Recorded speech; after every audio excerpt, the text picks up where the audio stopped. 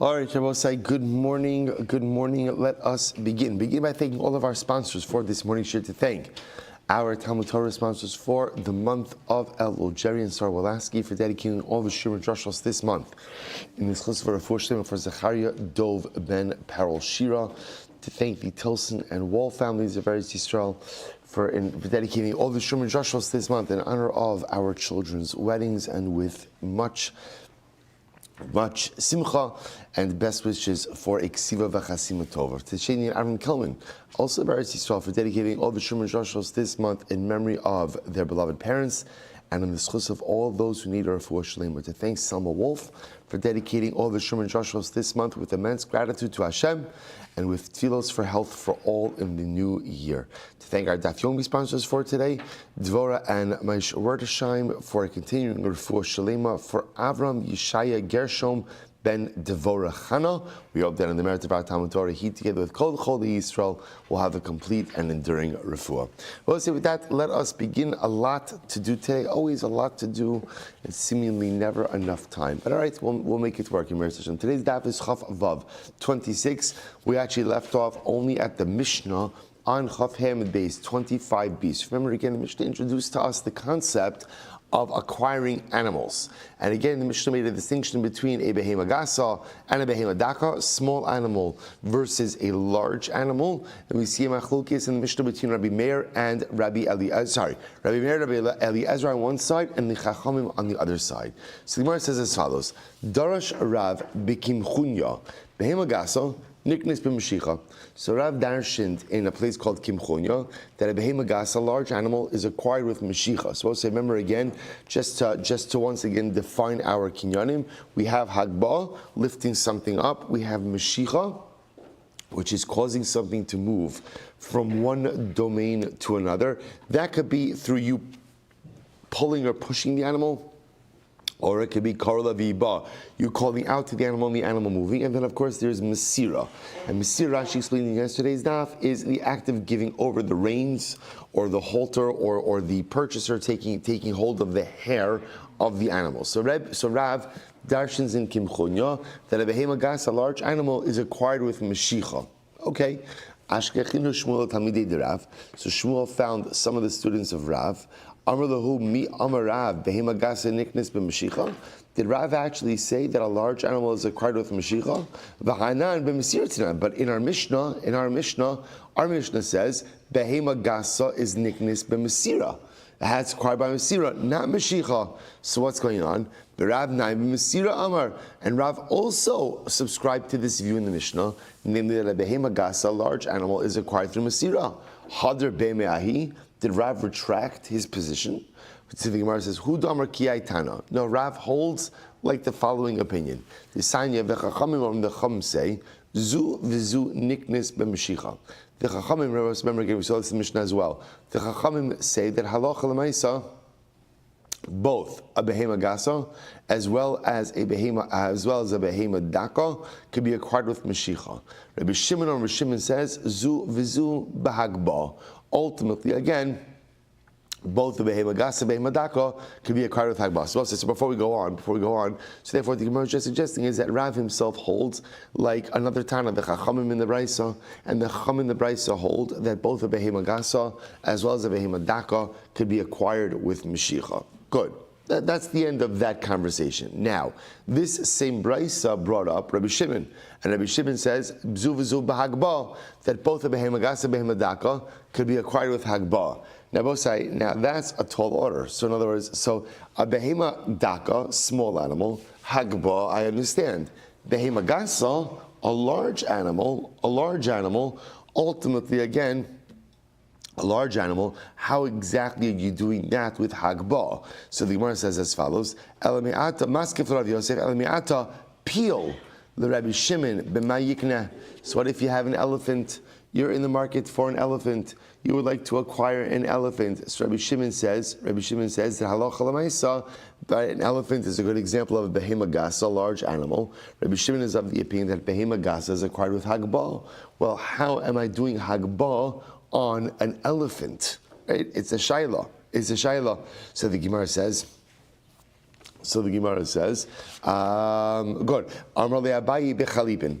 Okay, so we'll say, so first of all, in the world of kinyanim and the world of movable property, there are other ways to acquire items. So for example, obviously an elephant, you can't do hagbah, but you can do chalipin. Remember again, chalipin is the flip act of acquisition, where one party gives an item, right? A gives an item to B, and therefore again, B goes ahead and conveys ownership of an item to A. So you could acquire an elephant with chalipin, inami, Besocher es makomo. So we'll say there's actually, we'll talk about this more. The other possibility is you could rent the area upon which the elephant is situated, and therefore again that would be like a kinyan chaser or a kinyan agov. So for example, again, if I want to buy an elephant from Ruvain and the elephant happens to be in Ruvain's backyard, so Ruvain could rent me a chilek of his backyard. Again, now I own the land, so to speak, and then by owning the land, I could also go ahead and acquire anything situated on top of the land. So just good to know. Two different ways of acquiring an elephant so far, one with a kinyan chalipin, and ultimately again, one with a kinyan chotzer, or a kinyan agov. So Rabbi Zera Amar, maybe arba kelim, umanichan tachas raglav. This is interesting, I will say. Another way to acquire an elephant is bring 4 utensils, 4 kalim, and have the elephant insert each of its feet into one of the kalim. Sturdy kalim, obviously. I would say, so interesting. So what is that? What is that? So interestingly enough, Rashi says, or maybe arba kalim, dekani le kalav. Ultimately, again, then what will happen over here is the actual utensils of the purchaser will acquire that. And remember, we'll say we have a concept of Kelav shel adam konelo, that a person's utensils acquire on his behalf. So essentially what the Gemara is suggesting over here is have the elephant put each of its feet into a utensil owned by the purchaser, and ultimately again the kalim will acquire the elephant. Okay? So the Gemara says, Sham Ismina, just as an aside, Kelav shel alkeach bershus mochar. Just as an aside, the Gemara says that we see from here that the utensils ultimately again of a purchaser have the ability to acquire in the domain of the seller. We've actually seen this concept before by a husband throwing a get to his wife and the wife acquiring it in her kli. Fine, Hacham asks, what's the case over here? Besimta. It could be able to say this could work even if halacha l'maisa, it's not the domain of the seller. Rather, Simta Rashi points out over here is Zavis she'etz rosh sarabim ve'in l'rosh sarav l'rosh sayachid. A simta is like an alleyway that, or literally a corner that is next to the rosh sarabim, but it's not really considered to be public domain, nor is it considered to be private domain. So how do you use a simta? Essentially, whoever is situated in the simta has the ability to use it to acquire. Okay? Inami, Rabbi top of Chavav. Inami, another way to acquire the elephant, bichavile zimuros. Ultimately, again, with a pile of branches. Now look at Rashi, bichavile zimur, a bundle of branches.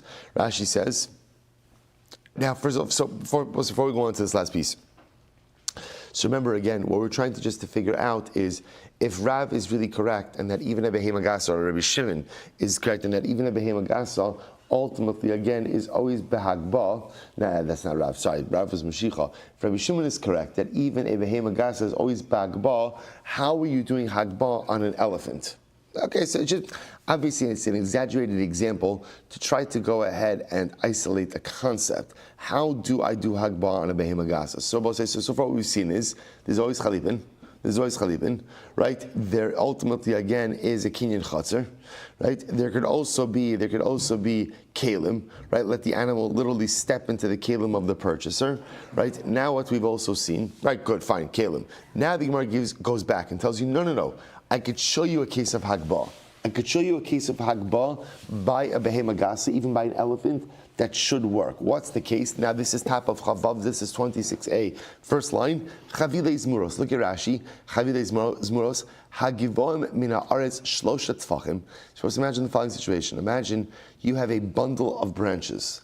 And this bundle has a height of over 3 tfachim. Umolichin alehem. And what do I do? I take the elephant and I lead the elephant onto this bundle. onto this bundle. And what happens? Dagbas shlosha tfachim hagbah hi dinafkale mitoras lovad. It's actually very interesting. So what do? If I lead the animal, I create the bundle of branches, I lead the animal onto the bundle of branches. So we'll say now, when the animal sits on top of the branches, it is more than 3 tfachim off the ground. Remember, within 3 tfachim of the ground, what are you? Lavud. Lavud means that you're situated on the ground. So Rabbi says, so now what I'm doing is I'm leading the animal to a height of above 3 tfachim. That the Gemara wants to suggest is effectively hagbah. That's hagbah, right? See, what's interesting is hagbah isn't only lifting something, hagbah is also causing something to be lifted. To be lifted. So therefore, as long as halacha l'maisa, I'm the one leading the animal up the height of 3 tfachim, that constitutes hagbah. Okay, well, say just fascinating. So remember again, the way we paskin ultimately again is both behema gasa, behema daka are acquired by Mashiach. Ultimately, again, hagbah will also work by behema gasa, by behema daka. Sorry, we don't really have hagbah. Ultimately, again, by behema gasa. Good. Let's go right there. So we'll say. So now, remember, just to show you how we're transitioning over here. So remember, we went from the halachos of an eved ivri to the halachos of an eved kinani to the halachos of acquiring livestock, and now we're going to deal with the halachos of acquiring real property. Top of chavav. So nechasim sheyesh lamachrayis. Niknim bekesef ubishtar bechazara. So we'll say, so literally, we'll say, just let's translate the phrase literally. Nechasim, property, sheyesh lahem achrayis, for which there is responsibility, or for which there is responsibility. I will say, now what does this refer to? We know this is the phrase that refers to karka, land. Real estate. Let's say, why is real estate called nechasim sheish lamachrayis? So Rashi points out over here, he says, sheish lamachrayis, hainu karkos, shachrayis kol adam halova v'anosha bechavero alehen. We'll say, remember again, in general, the way it works with real estate is, when you purchase real estate, you are also purchasing a guarantee on that real estate. So therefore, again, if something were to happen to that real estate, I'm going back to the seller. So for example, I buy land from Ruvain, and then what happens? Ruvain's creditor comes and seizes that land from me in satisfaction of a pre-existing debt. So what's the halacha? I can go back to Ruvain. That means that's why land is called nechasim sheyesh lahem achrayis, right? Property with which there is a guarantee of security. Because generally, again, when it comes to real estate, if for some reason you lose the asset, or I shouldn't say you lose it, the asset is taken from you, you have the ability to go back to the seller to be made whole. So fine. So the nechasim, so therefore, land could be acquired with kesef, money, shtar, document, chazaka. They both say, what's chazaka? Chazaka is an act of ownership. Something physical that demonstrates ownership. Examples of that, you put up a fence. You start digging in the field. These are acts that only an owner is allowed to perform. And if you're not an owner, you're not allowed to do it. So therefore, I'm going to say that's called chazak, a proprietary act, an act that demonstrates ownership. She'ein achrayis, what about non-real estate property, which we'll say is essentially like kind of covers everything else, right? All other movable property, ein niknin ela b'mashicha. We'll say that could only be acquired with mashicha. So we'll say, so that's your general movable property, could be acquired with mashicha. Once again, I'll say, remember again, what's mashicha? So mashicha is the act of transferring an item or causing it to be transferred from one domain to another. Nechasim she'ein lahen achrayis, nikni nechasim sheish lahen achrayis. So I'll say, now there's another chiddush. So now, look how the Mishnah started. The Mishnah started by telling me, real property, land, kesef, shtar, chazaka. Movable property, nechasim she'ein lahen achrayis, right? Mashicha. Okay, got to transfer from one domain to another. Now, third halacha, nechasim she'ein lahen achrayis, niknim im nechasim sheish lahen achrayis. Now, let's listen to this. Movable property could be acquired with real property. In other words, when you acquire real property, you could also acquire movable property together with that real property. We'll discuss how that works. And how do you do that? That's bekesef, bishtar, ubechazaka. Or in other words, once you're acquiring real property, you could acquire movable property along with that through the same kinyanim, ultimately again for real property. Fine. Well, it's another interesting halacha. Again, we'll see all of this. In general, you cannot be made to take an oath, to swear regarding karka, regarding land. So if there's a dispute regarding land, so you can't generate a shvua, an oath. However, if you are swearing over movable property, that oath could devolve upon real property as well. Again, we'll discuss exactly how that works. So we'll say, let's analyze. So let's go back. First thing we learned in the Mishnah is that real property, real estate, is acquired with kesef, shtar, and chazaka. Says the Gemara, kesef minalan. How do I know that you could acquire land with kesef? Where do I know that from? Amr Chizkiah. So the Gemara says, Amr Kra sados bakesef yiknu. Go say the pasuk in Yirmiyah. This is actually interesting, right? So Chizkiah, quoting the Rabbi in Yirmiyah, Yirmiyah says, and acquire the fields with money. So you see from here, fields could be acquired with money. Ve'ema adi ikashtar, but maybe even money by itself is not enough. Maybe money only works when ultimately it's accompanied by a shtar. After all, what does the pasuk say? Dechsiv, v'kasov b'sefer v'chasom. Yirmiyah says, purchase the fields with money, and then literally again, write in the sefer, write in the document, v'chasom, sign the document. So maybe money by itself is not strong enough. Maybe money ultimately again requires a shtar as well. So iksiv yiknu lebasov kidika amrit. If the pasuk would say yiknu, it shall be acquired at the end of the pasuk, I would agree. So the Gemara says hashta dechsev yiknu meikara, but now that it says yiknu in the beginning of the pasuk, kesef kani shtar raya ba'almahu. Now, also what Yirmiyah means to say is like this: really, money is what is affecting acquisition.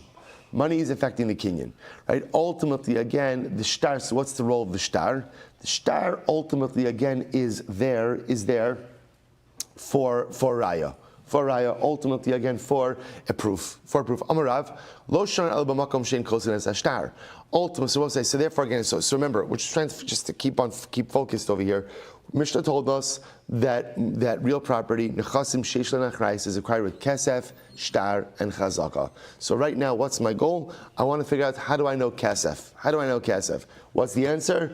Yirmiyahu Hanavi. Yirmiyahu Hanavi says, Sados bakesef yiknu. Acquire fields with money. What about the kasav b'sefer v'chasom? Which sounds like you need a shtar. We'll say that's what we call a shtar raya. You know, in halacha, there's two different types of shtaros. There is a shtar, there's a document that can be used as a mode or a vehicle of acquisition, a vehicle of kinyan. And then there is a shtar that's just a shtar raya. It's proof that a transaction occurred. The Gemara suggests that when Yirmiyah says, write a shtar, ultimately again, that is just a shtar raya. That is to be proof of the event that it occurred. Fine. So Rav, lo shanu ella b'makom shein kosin es hashtar. So Rav says, when do we say that money by itself ultimately again affects the acquisition of land? That's only in a place where it's not common to write a shtar. In other words, where they don't write a shtar as part of the sale. However, so the Gemara says, aval b'makom shekosin es hashtar. Rabbi say, in a place where common custom is to write a document as part of the sale, lo kana. Ultimately, again, the transaction is not complete until the shtar is written. So we'll say, so what this is actually very important, which is what the Gemara is introducing us to is, there's abstract halacha, and then there's halacha as the way it fits into the minhag hamakom, into the conventional norms of the marketplace. So the Gemara says, in halacha, you could affect a real estate transaction just with money. That could work. However, if you live in a place, and in the place, the common custom is real estate transactions are not finalized until there is money and the shtar, then your transaction is governed by the common practices of the marketplace. This is incredibly important. This happens all the time in business disputes, where halacha says one thing, but the marketplace says that thing plus. So it's important to understand that business transactions are governed by the norms of the marketplace in which you are operating. So even though kesef by itself could affect a real estate transaction, if in Baltimore, no, the way we do real estate transactions is money and the shtar, the transaction is not finished until the shtar is completed. So the Gemara says, Ki ha d'Rav Idi bar Avin. I'm sorry, V'i parish parish. Rabbi say now, of course, like in any transaction, you could stipulate whatever you want. In other words, let's say I live in Baltimore. Right? And in Baltimore, the way real estate transactions are affected is it's money and the shtar. It's money and the shtar. But I'm entering into an agreement with Ruvain. I say, Ruvain, let's both agree that for this transaction, kesef is going to be enough. If we both agree to that, then okay, that becomes the governing criteria, so to speak, for the transaction because we both agreed on that. The parish, what's interesting? Giha, Rav Idi bar Avin. Rabbi said this is fascinating. When Rav Idi bar Avin, Kizabin Ara, when he used to sell land, he would make the following condition. Amar, he would say, I reserve the right that if I want to acquire this land with, or right, when I want to acquire this land with money, I could acquire with money. Or if I want to acquire with the shtar, I'll acquire with the shtar. So we'll say, so why? What's the pshat? The story of Idi bar Avin used to go ahead and essentially dictate favorable terms for himself. And he would say, I want to reserve the right to decide whether or not I want the deal closed with money or I want the deal closed with the shtar. Now, why would he do this? It's fascinating. So sometimes I want it to be sealed with money. So because I'll say, I'm nervous that ultimately, again, if the purchaser wants to back out, I don't want him to back out. So therefore, again, once the money is tendered, that's it, the deal is closed. So ultimately, again, but sometimes I want it to be shtar. Why? Because if it's a shtar, if I want to back out, to have the ability to back out. Okay, so the point the Gemara is making over here is you could dictate whatever details of the transaction you want, as long as both parties agree. So I will say, so here's what we have. Midaraisa, karka, nechasim sheish nachrais, property can be acquired with a shtar. Kesef, right? Kesef. And kesef works by itself, right? Unless, of course, you live in a locale where what? Kesef is always accompanied by shtar. Then halacha l'maaseh, you're governed by the details of local business custom. But even in a place that has local business custom, parties to a transaction have the ability to what? Stipulate whatever they want. Good. That's part one. Next. Ubishtar. Next part of the Mishnah, property can be acquired with a shtar. How do we know this? If you want to say, it's because of the pasuk we saw before by Yirmiyah. The Yirmiyah Navi said, record the transaction in a document and sign it. Va'ed edim. That can't work. Why? Because remember, how did we explain that phrase before? Va'amrit shtar raya ba'amuhu. So we explained that shtar in that pasuk as not referring to the transactional shtar, but rather referring to as a proof shtar, right? It's a shtar that records that an event occurred. Rather, you have to say from here, the ekach es sefer hamakne. So the pasuk says, I took the Sefer HaMakneh, right? I took the book of the document of acquisition.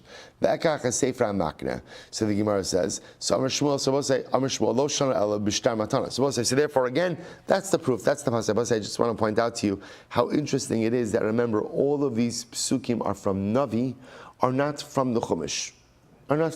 This is always an interesting aside. Fine. In any event, the point over here is we have now the pasuk. So the Gemara says, Amar Shmuel says, Lo shana ela b'shtar matana, aval b'shtar aval b'mechar lo kana ad shitin lo damim.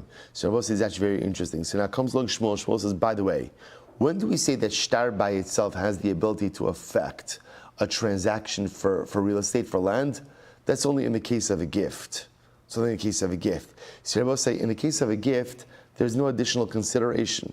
Right? Remember again, a gift is Reuven wants to give me a gift of land. There's no additional consideration. So therefore, again, that transaction, so to speak, because a gift is also a transaction, that transaction could be affected by a shtar by itself. But when there is an actual sale, so Shmuel says, shtar by itself will not work. Shtar will absolutely require money. So massive Rav Hamnuna. So Rav Hamnuna raised the kasha, b'shtar case. So Rabbi say, how does it work to affect a real estate transaction with a shtar? If you write on a piece of paper, again, paper will say in this context, of course, means unprocessed parchment, or even on a piece of pottery or clay,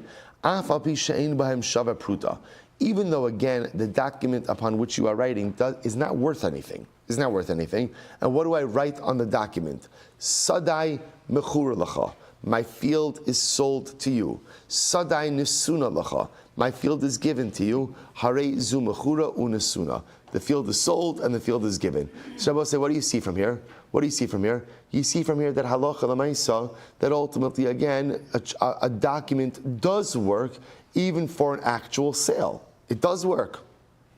So what's going on over here? Rabbi say, this is fascinating. Normally, the Gemara wants to suggest, if you want to sell real estate, what do you need? What do you need? Shtar by itself is not going to work. Shtar by itself will only work when accompanied by money. There is an exception. And Rabbi say, and what's the logic of that? The logic of that is that stam a person does not want to go ahead and sell his land without money being given, right? That's a dangerous proposition. So where does it work? It works so well. Say, what happens if you have a field that's a really bad field? So your interest as a seller is offloading this, and my interest as a seller is locking someone into this transaction in a way they can't get out. In that case, I'm willing to commit to the sale just with the shtar, even if money has not been offered. That's called mocher sadeu mipnei rasa. Rashi says, both say it's almost right across in Rashi. Mipnei rasa tenechale delakanyele shtar lelokeach kiechi delamatzlim haderbei. In the case of where I'm selling my field because of its inferior quality, and therefore I'm just happy to have found a purchaser, I am okay committing to the transaction, even if halacha l'maisa money has not been tendered. So Rav Ashi matana bikesh letnalo. Rav Ashi says, no, what's the case? The case I will say where shtar will work by itself is even if halacha l'maisa, I'm giving it as a matana. So Rabbi say, so the Gemara is coming full circle. The Gemara is saying, only time that shtar works by itself is when you're giving a gift. Any type of transaction is always, for real estate, is always going to acquire money in some way, shape, or form. But lamaisa, a matana ultimately again can be accomplished just by a shtar. V'lama kasav lo lashon mecher. So if I'm giving a gift to someone, so why would there be a verbiage of a transaction, of a sale, for a document that's conveying a gift? To which the Gemara says, kedei liyafos es kocho. Ultimately, again, to go ahead and literally enhance the rights of the recipient. I was about to say, this is an interesting concept. If I give Ruvain land as a matana, right? What recourse does Ruvain have if that land is seized or something happens to that land? What recourse does he have? None. It's a matana. What you can do is you can give someone a matana and vest them with the rights of a purchaser. Right? So I'm giving you a matana, but I'm going to phrase the matana as a sale. And now what does that do? So that's actually a pretty powerful gift. What that does do is if I go ahead and I gift Ruvain a field, but I give it to him, I give it to him the matana with the verbiage of a sale. What that means is if my creditor comes and seizes that land from Ruvain, guess what? Ruvain has the right to what?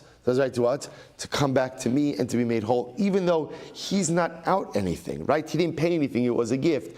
But if I give this to him, I give him a gift, what we call b'toras mecher, with the verbiage of a sale, it goes and increases his rights. So I will say, so bottom line, what the Gemara seems to be saying over here is, sounds like the conclusion of the Gemara is that shtar will work, but shtar only works by itself for a matana, for a gift. Shtar for a sale will not affect the entire sale without the conveyance of funds. Look at Rashi just a moment. Rabbi Ashi Amar, Hach masnisin benosin matana mayri, v'kula chadehi, v'lav o katani, elakach, v'kach kasav lo sadai mechura, unesun lecha, liyafo says kocho, shim yigvena bal chov shal nosin, mena yashava. So we'll say, so Rashi wants to suggest the price is not talking about a case of a sale and a gift. It's only one case of a gift. And Allah might say the only time shtar works by itself is for a gift.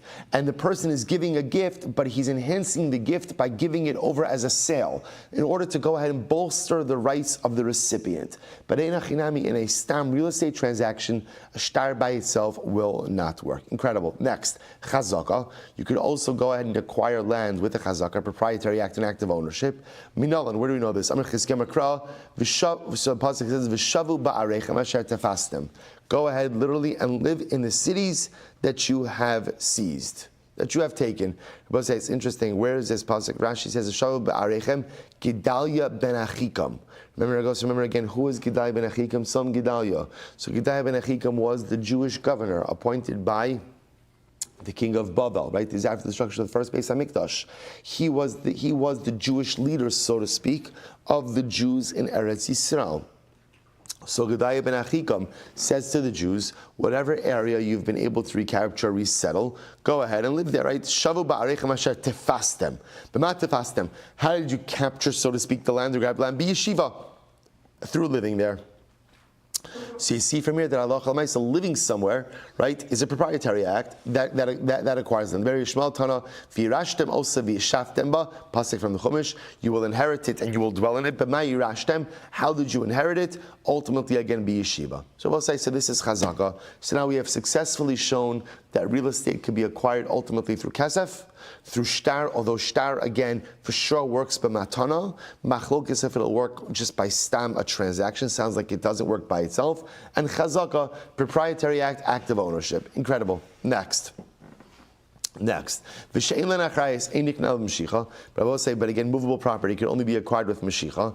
Minalan, where do we know that from? So dichsev v'chisimkeru mimkar la'misecha o kano miyad amisecha. So we'll say, so the pasuk says, when you will sell an item, sell an item, a mimkar, to your fellow, or you acquire something from the hand of your fellow. Davar hanikne miyad liyad. Both you see from here that for movable property, the way ultimately again it's acquired is when it's transferred from one hand to another. So both say that's mashicha.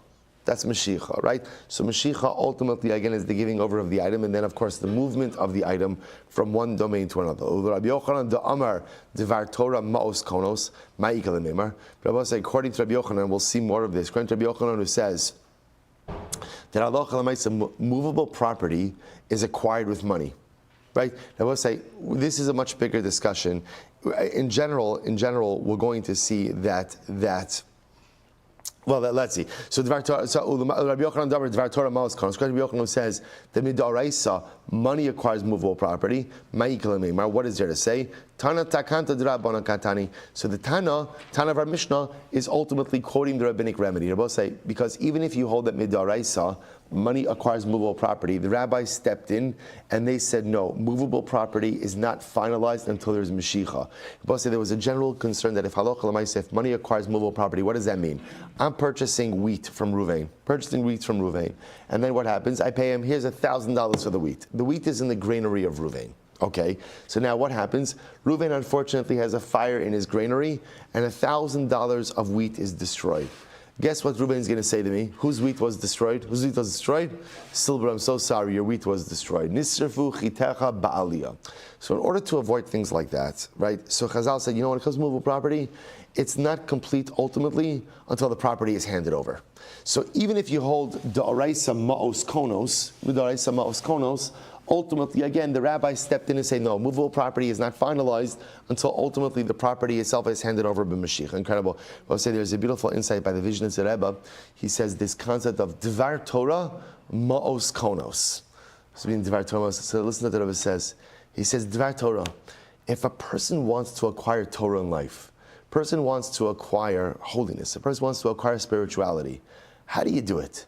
The Gemara says, Ma'os Konos. In the same way you acquire money is the same way you acquire spirituality. What does that mean? We'll say, what does a person have to do to acquire money? You work hard, right? And a person is willing to work really hard.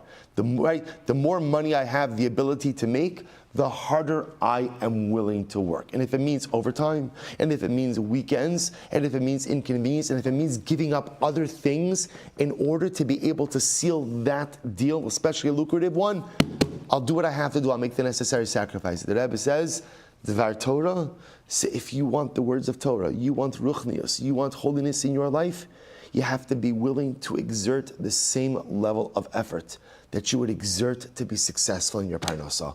Ma'os konos. Whatever sacrifices you're willing to make to be financially successful, be willing to make those same sacrifices for your spiritual success and you will accomplish. Incredible, incredible. So the Gemara goes weiter. Nechasim she'en lenachrayis. So as I say, remember again, last part of the Mishnah is the Mishnah said that movable property can be acquired ultimately again with land, right? So we'll say, so again, so simply put, so I could acquire nechasim she'en lenachrayis, movable property, together with movable property. And therefore the same kinyonim in that case that'll work for real property, right? Did I say that correctly? Movable property could be acquired with real property through kesef, shtar, and chazaka. So the Gemara says, Minhani Nili, where do I know this from? Somer Chizkei Damakra, Vayitem lahen aviem matanos. Im arei mitzuros biYehuda. So the pasuk says, this is talking about the children of Yoshaphat, King Yoshaphat. So the pasuk says, their father gave them gifts together with the fortified cities in Yehuda. So the way the Gemara is understanding this pasuk is that the Yoshaphat gave his children cities, right? That's land, that's karka. And in the cities was movable property. So when they acquired the cities, they acquired the movable property as well. Beautiful. So now I asked the Gemara, Bailu, Bainin Siburamulo. So both say, okay, so now here's what I know. I know that movable property can be acquired with real property. Here's the shaila. Does the movable property have to be stacked on the real property or not? That's sibur literally means piled. So is that how this works? In other words, that I acquire the real property, and since the movable property is stacked on the real property, I acquire the movable property. Is that how that works? Or no, once I'm acquiring real property, that could drag along movable property wherever the movable property is. So basically, Amar Rav Yosef, Tashma, let's analyze. Rabbi Akiva Omer, Karka kolshu chayeves bepeyo bebikurim. So Rabbi Akiva says as follows: Karka kolshu, any amount of karka, any amount of land, is chayev in peah. Right? So Rabbi say peah. Remember again, is the obligation to leave a corner of your field for the poor. So it doesn't matter how big or small your field is, you're chayev for peah. Next, bikurim, first fruit. No matter how small your land is, if it grows produce, you're chayav to bring first fruit. Amud beis. V'lichtov ala pruzbol, and I will say ultimately, again, we're going to get to this sugya. Try to pruzbol. Also remember again, pruzbol is the document that allows you to go ahead and convey your debts over to Beis Din, so that Shemitah does not cancel them.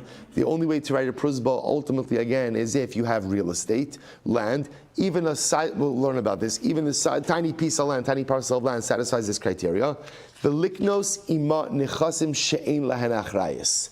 Now let's say, listen to this. And the smallest piece of land is also enough to allow you to acquire movable property. Okay? So we'll see what's happening over here. So Rabbi Akiva says, even the tiny amount of land, chayiv in peah, chayiv in bikurim, works for pruzbol and allows you to acquire movable property together with it. Now says the Gemara, the amrit pa'inan siburim kol shel ma'chazi. Now if you hold that for the real property to acquire the movable property has to be stacked on the real property. Then if we're talking about a tiny parcel of land, right, tiny little piece of land, what could you possibly stack on it? Right? What could you put on it? So we'll say, so that seems to be a proof that what? That the movable property need not be stacked on the real property. To which the Gemara says, Targuma Rav Shmuel Bar Bisna Kamed Rav Yosef. So Shmuel Bar Bisna said before Rav Yosef, Kegon Shenatz Bam Mechat. No, the case could be where you have a tiny little piece of land, and what did you put in it? A needle. A needle. So you're acquiring the needle. In other words, maybe that's the case, right? You're acquiring a tiny parcel of land, and there's a little needle is stuck in the land. And when you acquire the real property, you acquire the needle along with it. So this is great. So Shlomo Rabbi says before Rav Yosef, Rav Yosef, kabastan. I will say the loose translation of kabastan is, you are so annoying, right? You are so annoying. Like, what? Come on, stop it. Rashi says, kabasta means sartani. Your answer bothers me. So it's interesting, right? Not just you're wrong, not just like, no, you're wrong. Your answer annoys me, right? What you're saying annoys me, right? Come on. The Tana is coming to teach me about how to convey a needle. Right? We're talking about real stuff over here, right? When the Mishnah says that nechasim she'ein lahen achrayis, niknin in nechasim she'yesh lahen achrayis, we're talking about volume. It's about volume, right? That when I transfer real estate, when I sell real estate, transfer real estate, I can also transfer movable property. We're talking about real volume of stuff over here. The Tana is coming to teach me the one case of a needle. So I would say, to which Shmuel Bar Bisna responds, Ravashi says, Ravashi, man leimalan, delo tana ba marganisa, the shavya alpazuze. Don't think that a needle is so valueless. Who says that dangling on that needle is not a gem or marganisa that's worth 1,000 zuz? 1,000 zuz. So you want to talk about value. Value doesn't have to come in volume, right? Value could be. So we'll say, bottom line, we're still based with our same basic question. So we'll say, here's what we know. Everyone agrees with the principle, right? And the principle is that movable property can be conveyed together along with real property. What the shaila is on the mechanics of that. Does that mean that the movable property has to be stacked on the real property, so that essentially when you acquire the real property, the movable property is right there? Or maybe not. Or maybe not. Maybe somehow, even if it's not actually situated on the real property, halacha l'maisa, the conveyance still occurs. So that's our open shot. Let's analyze.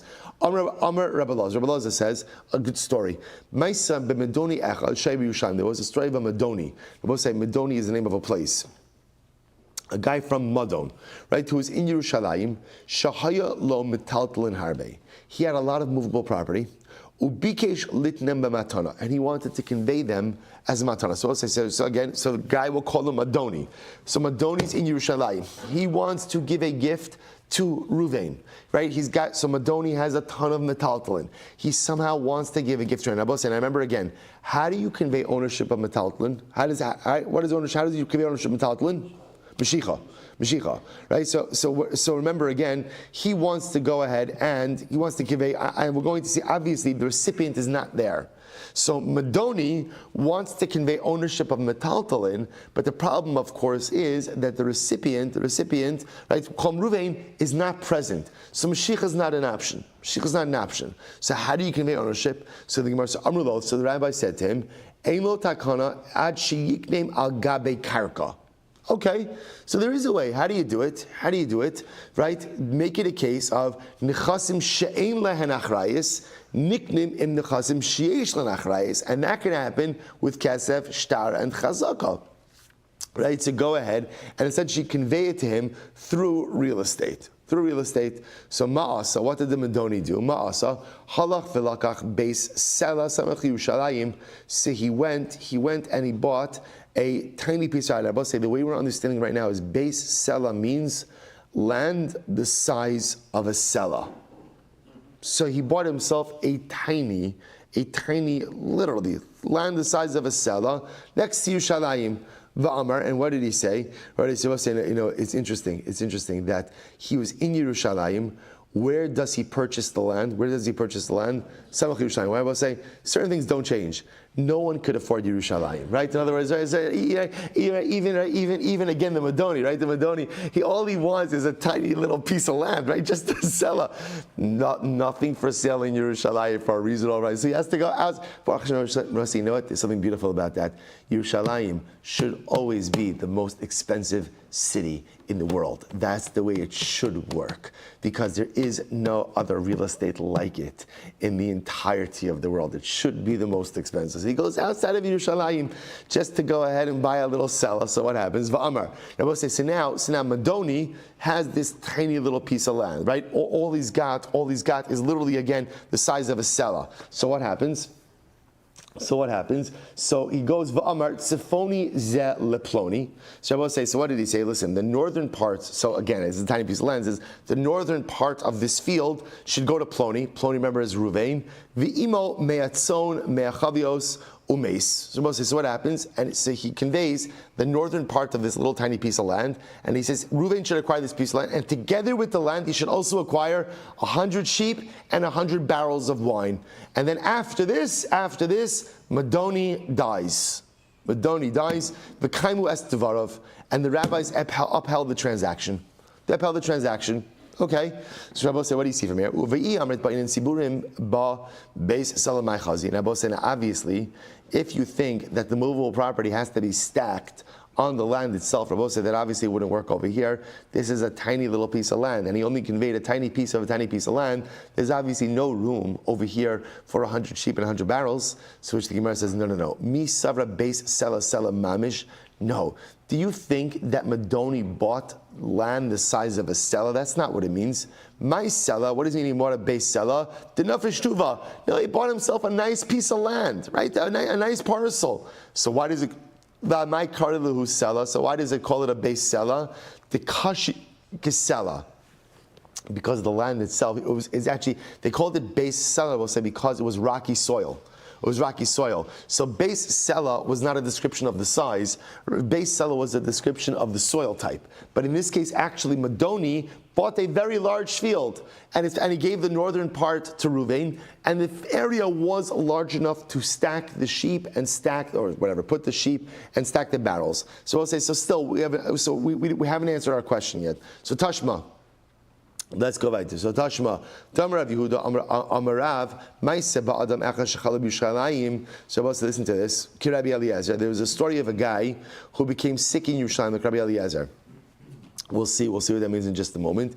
Right, the Gemara says, "V'amri le bari haya kirabanan." Others say he was a bari like the Rabbanan. So we'll say, so this is a discussion. If you look at Rashi says, "Shchala b'Yushalayim, man detani chala sarva l'krabel lazar da'ar b'Basra echad bari ve'echad mesukan ein darakan b'dibor ela b'kinyan." Does it show? So we'll say, so there's machlokes between Rabbi Eliezer and the Chachamim about whether or not the shchiv mira, a deathly ill person, has the ability to convey ownership of something simply through dibor. Okay, so there was a story of a guy According to Rabbi Eliezer, he was ill, right? And according to the Rabbanon, he was fine. Okay, what happened? Shelo metaltalin harbe. He had a lot of metaltalin, a lot of movable property.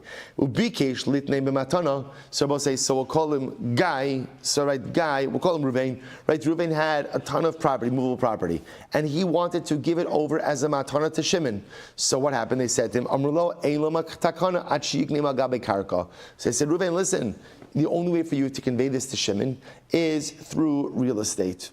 Right? Give him real estate, and through the real estate, you'll convey to him ownership of the movable property. Ma'asa. So what did Ruvain do? Halach velakach beis rova samach Yerushalayim. So he went and he purchased a beis rova by Yerushalayim.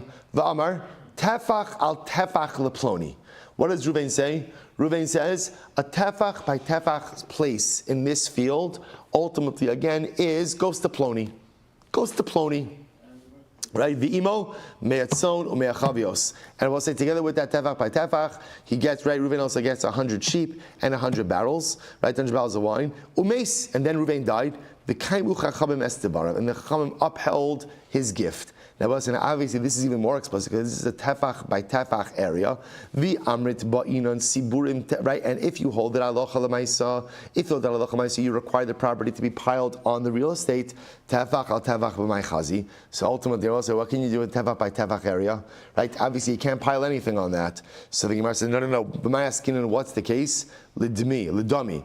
We'll say Reuven wasn't conveying 100 sheep and 100 barrels. He was conveying the value, money. He was conveying money. How much money was it? Enough money to buy 100 sheep and 100 barrels. So we'll say that's what he was stacking. And again, if you have a tefach by tefach field, that is enough space to stack money. Hachanayim mistaber, this seems to be clear. If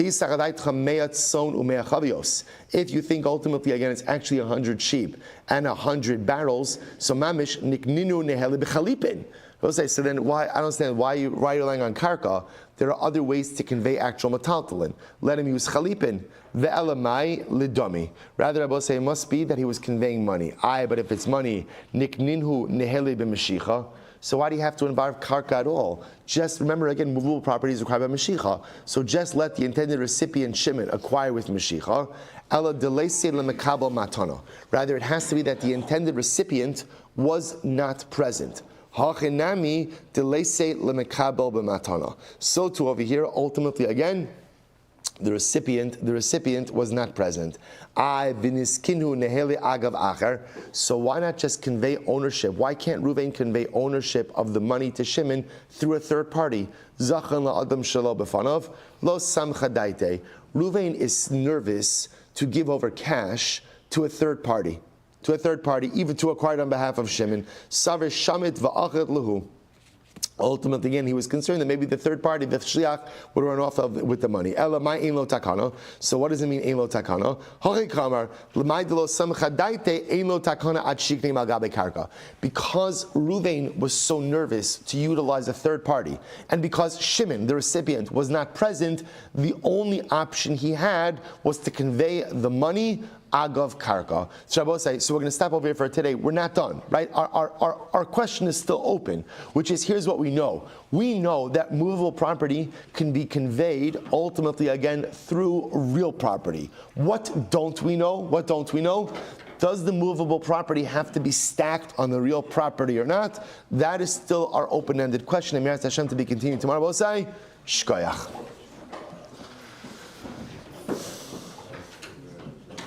Good Shabbos, everyone. Good Shabbos on Zoom, Chavra.